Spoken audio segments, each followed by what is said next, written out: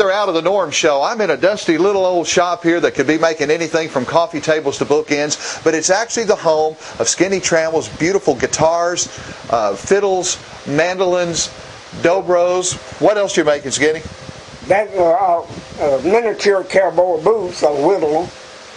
Oh, he whittles too, so you're going to find out about Skinny Trammell here in Lone Star, Texas. So don't go away. There's good stuff on the Out of the Norm show where the story's all about you today. It's the Out of the Norm show, where the stories are all about you, with author, musician, radio and television personality, and all-around nice guy, your host, Norm Allen. Hi, welcome to another Out of the Norm show where the stories are all about you, and today they're about some really very interesting things. You're going to meet a man named Skinny Trammell. Wilford, though, right? Winford. Winford. I got to make sure I get your name right, but how long have you been called Skinny? Ever since I was 2 weeks old. Oh, so it's kind of stuck then. Yeah, my brother worked on the WPA in 1929, and I was 2 weeks old. He had to help and support the family, and he had to put our names down. He couldn't remember mine, so he put it down Skinny Flint. Skinny Flint. Skinny Flint. Been called that ever since. Hey, you know, another thing that Skinny's going to be called today is a great craftsman, and you're going to enjoy some of his work today in his guitars, mandolins, fiddles, dobros, and these wonderful instruments, and they all come out of a little shop right here in Northeast Texas. So don't go away. We've got a good story today for you about the music maker, the man who makes the things that create music. It's going to be beautiful guitars, great instruments. Here with Skinny Trammell in Lone Star, Texas, on the Out of the Norm show, where the stories are all about you. So don't go away. We'll be right back after a short break. Well, you know, I really appreciate the opportunity to come and visit with you and visit your old shop here. This looks like you spent a lot of time in this building. Yeah, I make a big mess. Well, yeah, I turned out a good instrument. We're about knee deep in scraps out here, aren't we? Yeah. How long have you been building guitars and instruments? This will be 46 years. I built my first guitar in 66. Yeah, 66. 1966. And do you still have that guitar? Yeah, I still got it. And that's a beauty. No, it don't look like me. No. Well, you've changed a lot. I mean, your styles have changed. You've developed a real personality in your stuff. The only thing I've been told how to build a guitar or any instrument was how to bend the wood for the waist and the sides. Right. And the guy, authorized Martin repairman in Oklahoma City, Don Peters, he told me how to bend the wood. Now, soak it in water overnight. Got a 4-inch copper pipe with a burner in it, butane burner. I rolled it over the pipe, and able to get the curves that you need. When it bends, it stays. And that's the only thing I've ever been told. Everything else you kind of figured out on your own? Yeah. Well, did you start out as a musician? When? No, I mean, you were a musician before you started building instruments. Oh, yeah. I've played ever since. Got my first guitar in 1943. Then silver tone, $15. Then I went to Montgomery Ward and got me a Sherwood Deluxe Elko. It was $45. And I played it for a couple of years, and oh boy, let me play his Gibson. I said, I got to have one of them. So I went to T.H. Con in Fort Worth, and I bought a brand new J45. That was about 1944 or 45. About the time the war was over. $85. Brand new. So where were you playing? I mean, did you start out playing in churches, or how did your career? No, just around the country dances and this and that. We'd play for country dances. That was back in the 40s, though, right? Yeah. So around the Fort Worth, Texas area. Well, yeah, Wise County, Decatur, Bridgeport, little place called Paradise. What kind of music was being played back then in those honky-tonks and dance halls? Well, around Fort Worth, mostly the old Bob Wills songs, country, Western swing, and, you know, there wasn't no rock and roll. There was a little boogie-woogie, but that Elvis Presley kind, there wasn't much of it. Yeah, it hadn't come around yet then until the 50s. What now? It didn't come around until the 50s then. Yeah, well, that's the 50s. Well, when you started to decide to make your first instruments, what was your motivation in creating instruments? Did you plan to create a company out of it? No, I just wanted to prove I wasn't a goofball. And a lot of people looked at me like I was an idiot. Still do, some of them. And I had to prove to myself I wasn't ignorant. Well, I think you did that with these beautiful pieces that you built. Yeah. So the guitar was the first thing that you made? Yeah, guitar. And then you went into fiddles a little bit later? Mandolin, then fiddle. I think I made my first fiddle in 74. 73 or 4. I made a couple of mandolins. Then my nephew in Fort Worth played steel guitar when they back in the 40s. He wanted to make him a dobro. The first one I made, he bought it. He had a 32 model, but he liked mine better. To get started on a guitar, where do you start? What's the first thing you did? No particular way. I might make the back first. I might make the neck first.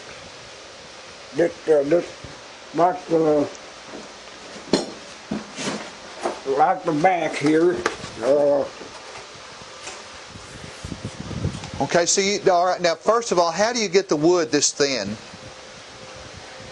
Planer. So you plane it down to a nice piece. What kind of wood is this that's making the back of this? Cherry. This is cherry wood. Yeah. What about the inlays? That's maple, and this is Brazilian rosewood. And then, so you glue it all together, you cut it out, and now we put the bracing on it. How did you know where to put these bracings? I mean, because that's a real engineering feat. I just 4 inches apart. So you get equal bracing on it. Yeah. Well, I lay a piece. I take a piece of sandpaper and I lay on there like this. I follow my center mark Right. across, and turn it over, then walk across like this. So you're not using a lot of fancy tools on this stuff, are you? You're looking at what I got. Pocket knife and a good planer and. Yeah, this is what I ran off my channel for my binding. Right. It's a laminating trimmer. Okay. You can go up or down, in or out with it. Okay, so you when you get started, you don't know whether you're going to do the back first or the neck first? I never know. You just kind of, whatever comes to mind. Whatever I'm in the mood to make. I might make the neck first. And this one's on its way to becoming a guitar. Now, what it's going to end up as. Now, once you get the first parts made, what's the next thing that you do? More than likely make the end block. Right. And maybe the neck. That's the last thing I did is bend the sides. That's the part I hate worst. I'm a dread to make. Right. The bending them sides. You'll break one once in a while. Yeah. Sure. But,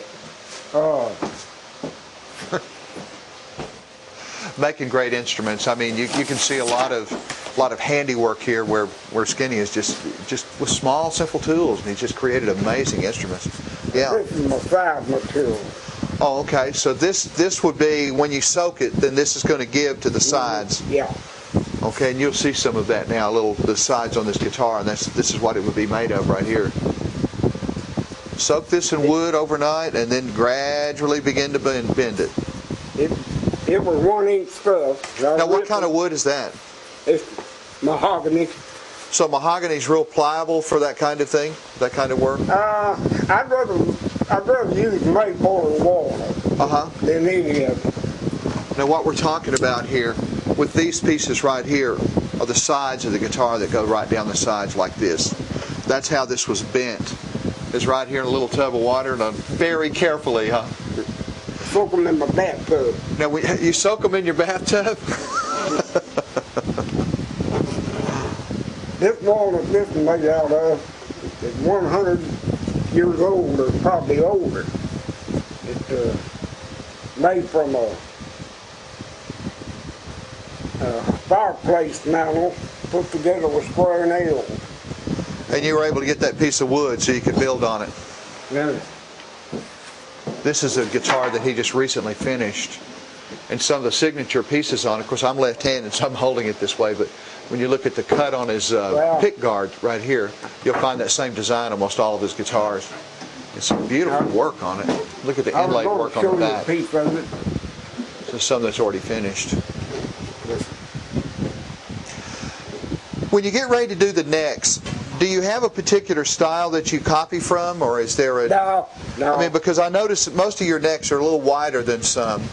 Well, I got stubby fingers, and I guess... You can reach it better. Yeah. So you basically make these for yourself then? Everyone I make for me. Hi, welcome back to the Out of the Norm show. We're with Skinny Trammell here in Lone Star, Texas, in this old wood shop that's creating miracles out of here. Some beautiful instruments. We've been talking... Now, when we were talking about earlier, we talked about the back and how you planed that down and then the inlays in the neck. Now, this is what the inside of a guitar. You wouldn't believe all the parts that go into this. How many parts does it take to build a guitar? Close to 100 pieces. I cut one at a time. Now, when you say one at a time, we're talking about these little... Yeah, these little, ribs and... Oh, the ribs. This one's got a few more than I usually put in one. But and then the bracing, there's the inside of the back. Yeah. The top's not been put on, of course, you can see that.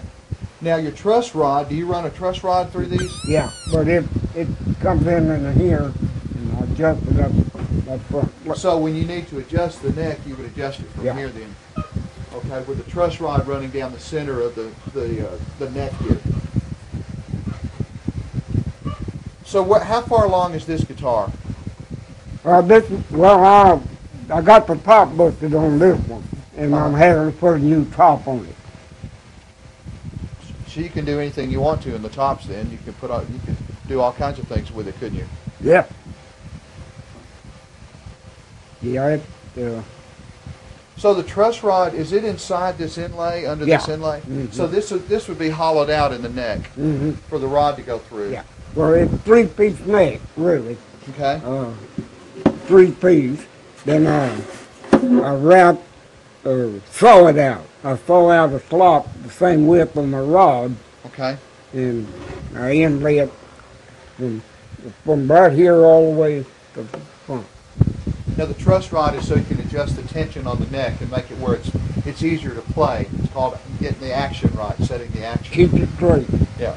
And also to keep it straight, but also how do you get the intonations right? Do you have a way to check that? No. To make sure that it tunes out right? Yeah. Well,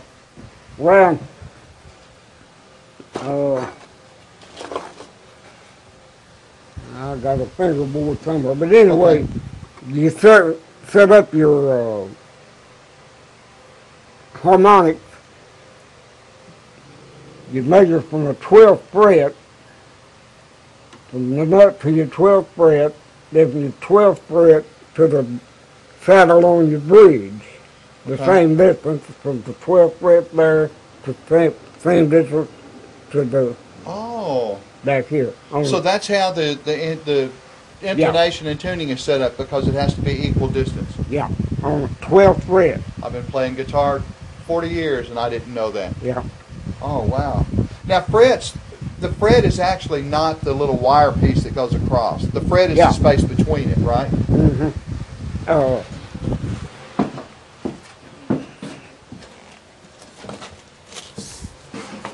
We're wandering around all Oh, that's fret wire. Yeah. It comes in. Okay, so it comes in longs, and you cut it. Yeah. Cut it. These little pieces right here would fit on the neck like this to create the fret spaces. That's where those would go. I got a fingerboard here somewhere. Put those back in there.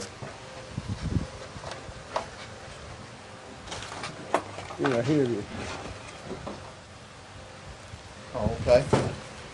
Here's a fingerboard. This would be the board that goes on top of the neck right here. It's glued down, and you can see he scored it up close. And this is where those fret wires would fit in. So again, the fret is not the wire. The fret is actually the space between it. Is the fret itself, and those wires separated. Isn't that beautiful? This is going to end up being. Now he could take this and inlay it. There could be inlays in this or anything, couldn't you?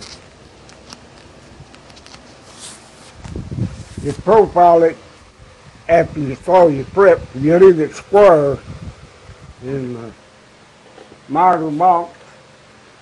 You keep it square, then after you saw your frets, you profile it. Okay. Well, that's beautiful. It's got to be right. But when you start doing this now, we talked about a little earlier, we're going to start from scratch and build a guitar to finish. How long does it take? How many hours do you think you have in it? It varies.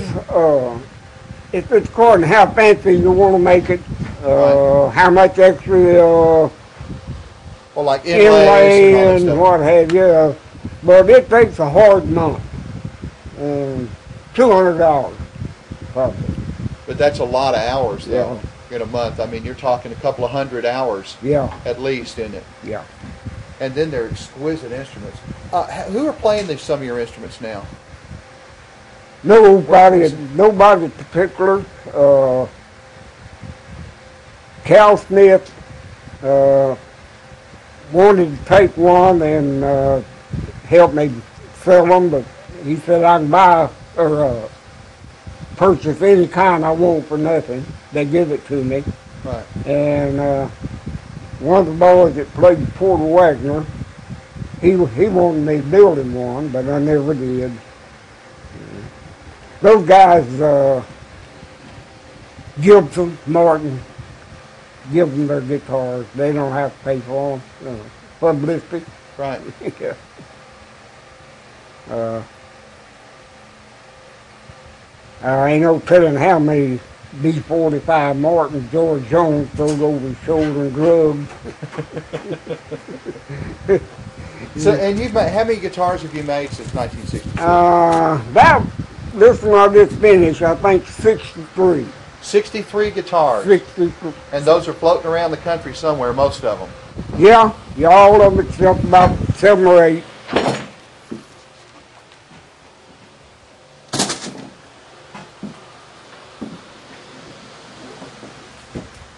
This is the finished product. Now, you just finished this one just a few days ago. Yeah, yesterday. Yesterday. So is there anything left to be done to it? Pardon? Is there anything left to be done to it? A little touching up. Just a little polishing here and there, a little painting, that kind of stuff. Wow, brand new guitar. I mean, brand new as of yesterday. Isn't that cool? It's a beautiful instrument. And the sounds on them are great. We're going to have Blackie play I'm sorry, I called you Blackie. That's your brother's name. We're going to have Skinny do a little picking for us in just a little bit. Here on the Out of the Norm show, we're going to demonstrate his fiddles and his mandolin and his dobros, and you'll see the great, beautiful woodwork that he's doing on all these things. That'll bring you the whole story. So we hope you won't go away, because we're going to be back in just a few minutes here after a quick break. We'll be right back on the Out of the Norm show, where the stories are all about you in Lone Star, Texas, with Skinny Trammell. We'll see you back. Coming up next, more stories about you. Where did your love for music come from?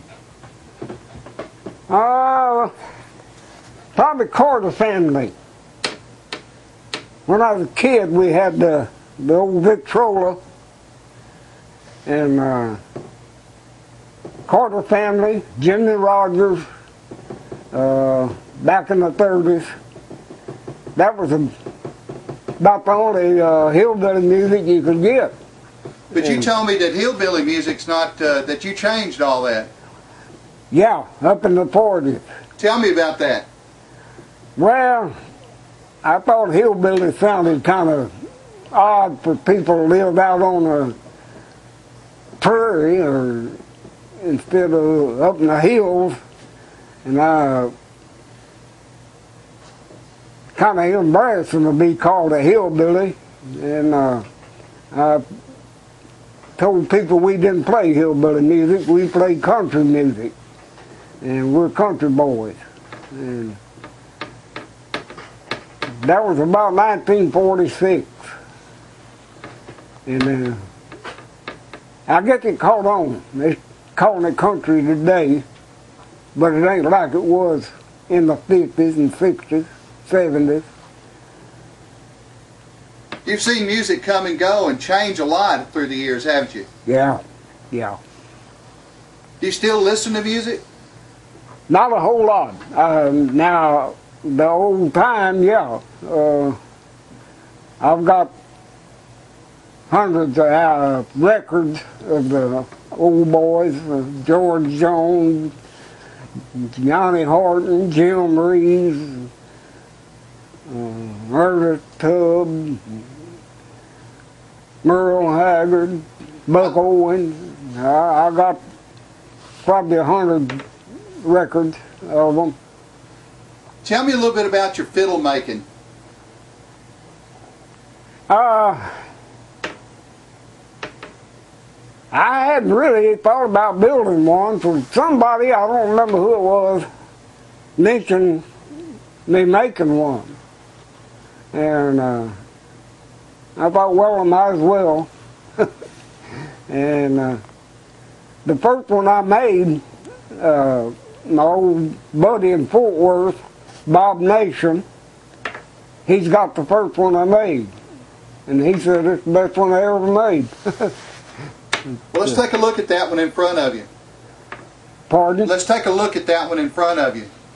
Oh, this one? Yeah, okay. Hand tooling, I do that with my pocket knife. Pocket knife and sandpaper. It's beautiful. It is. I draw my own pattern. You make an instrument with a half pattern. You don't use a full pattern. You use half. You mark one side, turn it over, draw the other side. And that way you get it uniform. But you make it with a half pattern. How long does it take to build an instrument like that? About a month to do this work in it. It don't make it sound any better, but it gives it a better look. Well, let's see how it sounds. Play a little bit for us. Oh, I don't know where I can or not.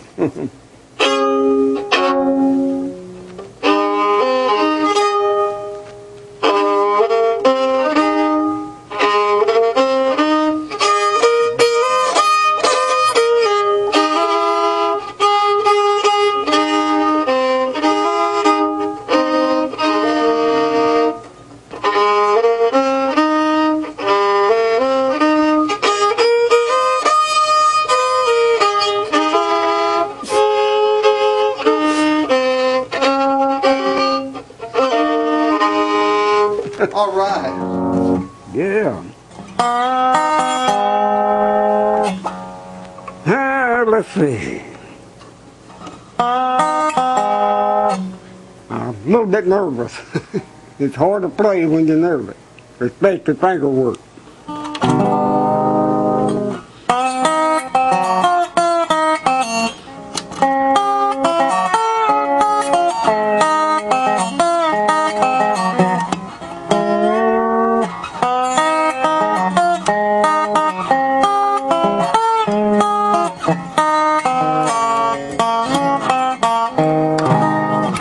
The Doppler brothers invented it in California.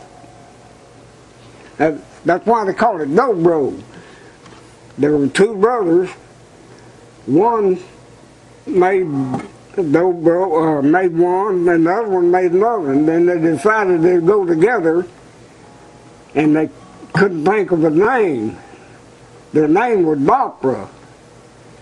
So they thought, well, now, our name is Doctor, and we're brothers, so we used DRO for brothers, and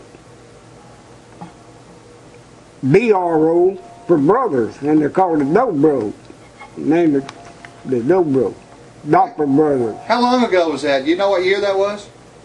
About 32. I got some literature about it. Right. I think about 1932 they went together, but they were they built them separate. So this was the first guitar you ever built? Yeah, right. Number one.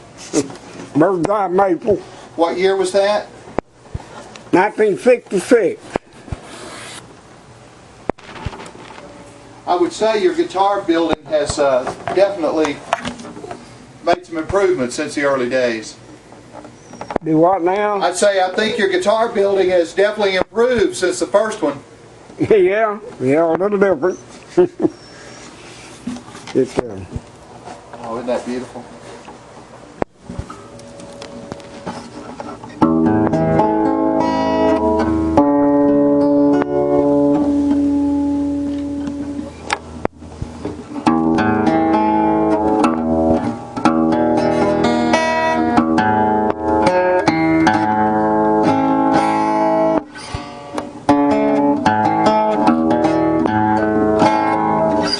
Mandolin building. Oh, I think I went to a bluegrass festival and showed them the stuff, and I met Bill Monroe, and he kind of hinted to make some mandolins, and I started making them. Yeah. I don't really play one, I'd love to hear somebody play one that can, but I never cared a whole lot about learning to play one. Make a few chords. Have you sold many of those? Probably 10. I've only made probably 15, maybe 20. I hadn't really kept up with it. You've got all these instruments. We're surrounded by them in this room. Where would you like to see those instruments end up? Well, if I don't sell them,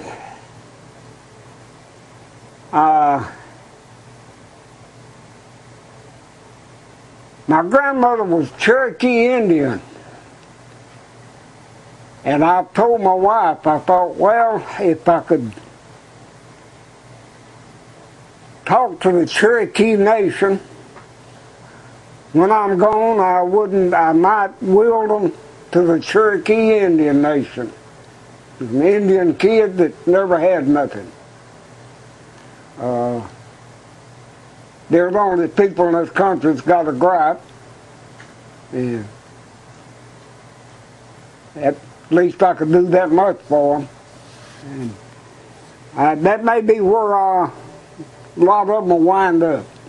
If somebody comes along and needs a new guitar, you're the man to see, right? Yes, well, Skinny, I've learned a lot about instruments today, and I've learned a little bit about the history of them, and I've seen you play a little bit, but the main thing that I see is just your passion for music has not gone away, has it? Yeah, no, I feel like to play my own amusement where anybody else likes it or not. Well, I've said a lot of times an audience is one other person. Anything after that is a gift. Yeah.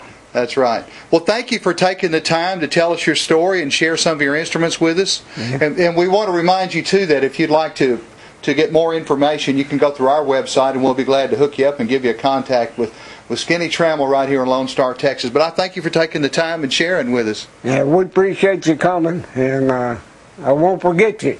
Well, I won't forget you either, brother. And, good friend. All right. You know, the story of music goes a long way. The story of music is not just about the great stars and the great songs that we've heard, but it's about the great voices and the great heart and passion that's put into music, and maybe for years in the future to come. You may have a song in your heart that you haven't written down yet. I would encourage you to get out a piece of paper. And then when you're ready, you say, you know, I think I want to do this more often. Give old Skinny a call, let him build you a nice guitar. Because I say it all the time with young people, don't get a cheap guitar when you get ready to start learning. Get a good instrument, and it'll motivate you and make it easier for your learning process, but it'll also be something that you'll love for the rest of your life, just as Skinny Trammell does in these beautiful instruments that he's created here. We hope that you'll join us again on another Out of the Norm show where the stories are all about you. I'll be somewhere in America out there knocking on doors and looking at folks' histories and past and futures. We'll do it all right here on the Out of the Norm show, because after all, the story's all about you. We'll see you again soon. Loving the South and me just loving you. You can't go apart from things that are so dear and true, like loving the South and me